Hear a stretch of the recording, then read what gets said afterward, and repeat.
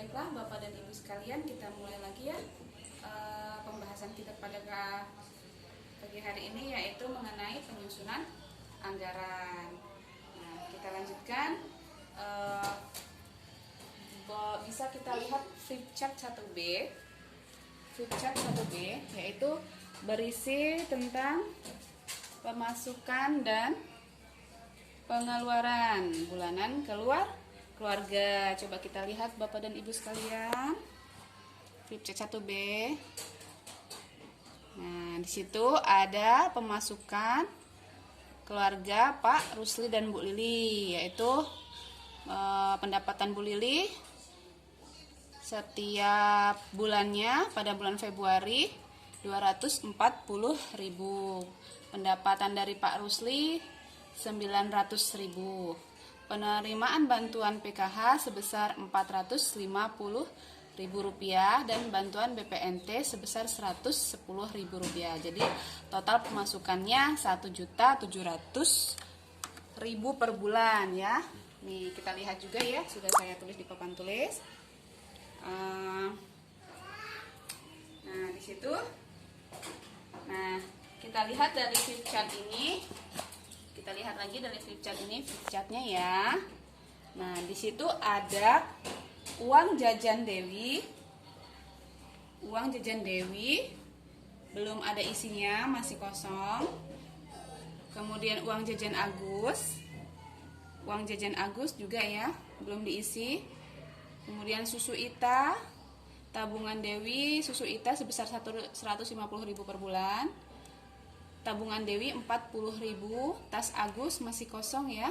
Belanja harian 600.000, telur 40.000, beras Rp100.000, perlengkapan mandi dan cuci 25.000, gas 20.000, listrik 25.000, bayar utang 80.000, arisan kelompok tani 20.000, arisan PKK 10.000, pulsa telepon Pak Rusli 50.000, dan uang rokok ini per bulannya masih kosong. Jadi total pengeluaran belum termasuk yang kosong ya, ini sebesar 1.160.000. Jadi selisih pendapatan pengeluarannya belum tahu ya, karena yang kosong masih ada kebutuhan atau keinginan yang belum terpenuhi, masih kosong. Jadi kita bersama-sama ya Bapak dan Ibu sekalian mengisi bagian yang kosong tersebut ya. Nah, mengisi bagian yang kosong tersebut. Bisa dan Bapak Ibu sekalian, kita coba bersama-sama ya. Kita coba bersama-sama mengisi pada bagian yang kosong tadi. Uang jajan Dewi itu sekolahnya selama 6 hari ya dalam sebulan, yaitu Rp10.000 dikali 6 dikali 4 sama dengan totalnya Rp240.000 uang jajan Dewi. Kemudian uang jajan Agus juga sama ya, sebesar Rp240.000.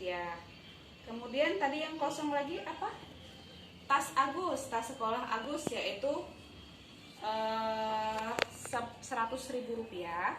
Kemudian uang rokoknya Rp160.000. Nah, kira-kira misalkan kita total seluruhnya, masih adakah selisih atau sisa dari pendapatan per bulan? Ya, ini tadi pendapatannya total pemasukan per bulannya 1.700.000. Sedangkan tadi total pengeluaran per bulan itu jika ditotal sebesar 1.900.000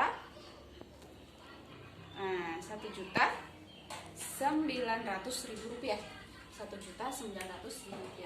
Total pemasukannya 1.700.000. Kemudian ini ya tadi ya pemasukan ya. Kemudian pengeluarannya 1.900.000 sisa atau minus nih ya. Masih ada. Iya, ternyata uangnya tidak cukup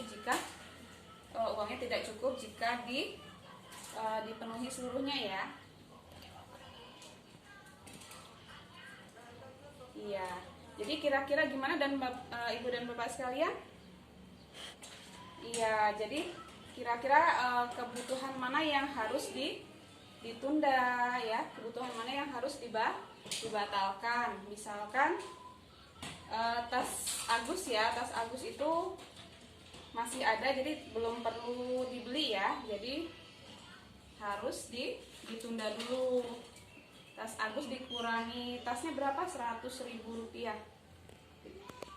Jika dikurang 100.000 rupiah, misalnya ini, nah jadi 1.800.000 ya. Nah, kira-kira masih ada selisih atau tidak ya Bapak dan Ibu sekalian? Kira-kira masih minus 100.000. Kemudian pengeluaran apa lagi yang harus ditunda?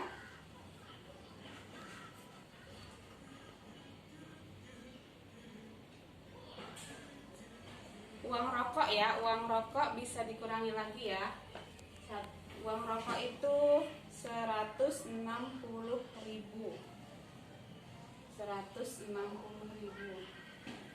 Jadi 1.900.000 dikurang 260.000 berapa ya?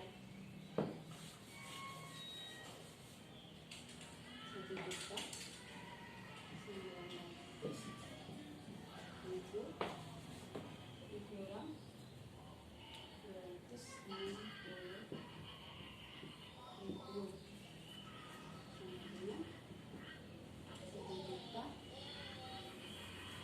Berapa Bapak dan Ibu sekalian?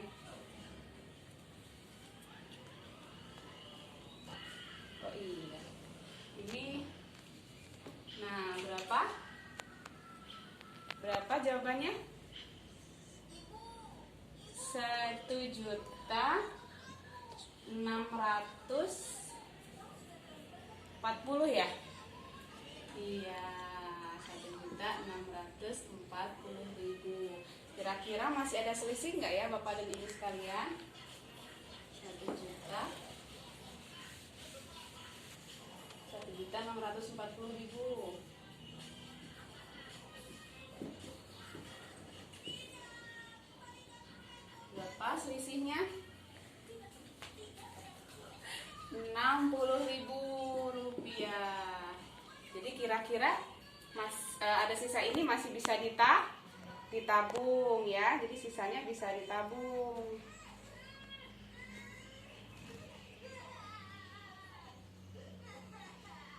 Nah, ingat Bapak dan Ibu sekalian, ketika kita perlu menyusun anggaran dan menentukan prioritas mana yang perlu diutamakan ya. Dan perlu didiskusikan bersama anggota keluarga apa yang harus dipenuhi atau yang harus diutamakan ya. Nah, kadangkala kita perlu mengatur anggaran karena pendapatan dan pengeluaran biasanya berubah-ubah. Misalnya kalau ada kepala keluarga yang sakit tidak bisa bekerja, maka pemasukan bisa berkurang. Atau misalnya sakit juga itu butuh pengeluaran ya, makanya pengeluaran bertambah atau pemasukannya yang berkurang seperti itu ya. Pada kasus Bu Lili ya, anggaran dapat berubah ketika Bu Lili sakit sehingga tidak dapat bekerja. Nah, bisa dipahami Bapak dan Ibu sekalian mengenai penyusunan anggaran ini ya. Ya, baiklah, untuk selanjutnya materi selanjutnya kita akan bahas di lain waktu ya. Sampai di sini saya akhiri. Wassalamualaikum warahmatullahi wabarakatuh.